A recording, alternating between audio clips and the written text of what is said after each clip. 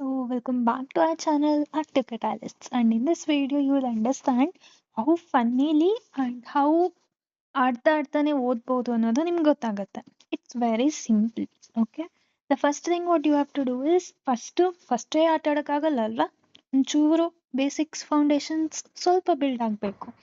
So ಆ ರೀಸನಿಗೋಸ್ಕರ ನೀವೇನು ಮಾಡಬೇಕು ಅಂದರೆ, this is the syllabus copy.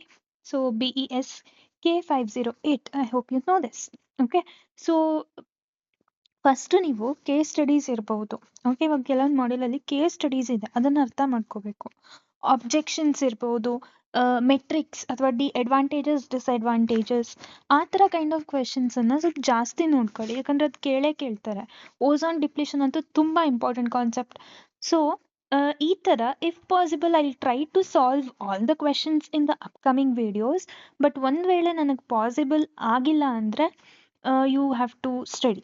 So ಹಾಗಾಗಿ ನಾನು ಮಾಡೆಲ್ ವೈಸ್ ನೋಟ್ಸನ್ನು ಕೂಡ ಅಪ್ಲೋಡ್ ಮಾಡ್ತೀನಿ. ನೀವೇನೂ ಮಾಡಬೇಕಿಲ್ಲ, ಲೈಕ್ ಪಾಯಿಂಟ್ ವೈಸ್ ಇರೋದನ್ನೇ ಅಪ್ಲೋಡ್ ಮಾಡ್ತೀನಿ, ಸೊ ದ್ಯಾಟ್ ನಿಮಗೂ ಈಸಿ ಆಗಲಿ ಓದೋಕ್ಕೆ. ಮತ್ತೆ ಥಿಯರಿ ಓದೋಕ್ಕೆ ಇಷ್ಟ ಇಲ್ಲ, ಆಲ್ರೆಡಿ ರಿಸರ್ಚ್ ಪೇಪರ್ ಮುಗಿಸ್ಕೊಂಡು ಬಂದಿರ್ತೀರ. So what points to remember ಆದಷ್ಟು ನಾನು ಲೈಕ್ ಸಿಲೆಬಸಲ್ಲಿ ಏನಿದೆ ಅದನ್ನು ಕೊಡ್ತೀನಿ. ಬಟ್ ನಿಮ್ಗಿದು ಕೂಡ ಗೊತ್ತಿರಬೇಕು, EVS ಸಬ್ಜೆಕ್ಟಲ್ಲಿ they will ask general questions also, like ಇವಾಗಿಂದು ಕರೆಂಟ್ ನಾಲೆಡ್ಜ್ ರಿಗಾರ್ಡಿಂಗ್ EVS ಆ ಥರನೂ ಕೇಳಬಹುದು. ಓಕೆ, ಸೊ ಹಾಗಾಗಿ ನನ್ನ ಹತ್ರ ಎಷ್ಟು ಮೆಟೀರಿಯಲ್ಸ್ ಇದೆ I will definitely share, and you can also share the material.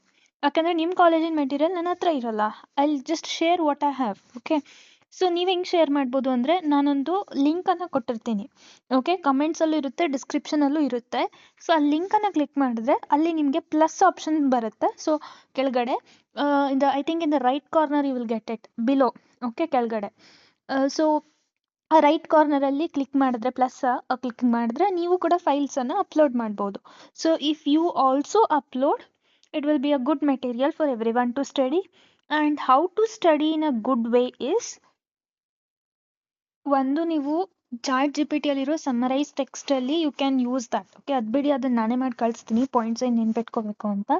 But how to study in a funnier way is or good way is without getting bored is, you can just upload the PDF, like ಯಾವ PDF ಓದ್ತಿರ್ತೀರಲ್ವಾ, like questions ಇರೋ PDF, ಅದನ್ನು upload ಮಾಡಿಬಿಟ್ಟು chat GPT ಹತ್ರ type the prompt as ask me these questions one by one, I'll answer the option, and if I'm wrong correct me.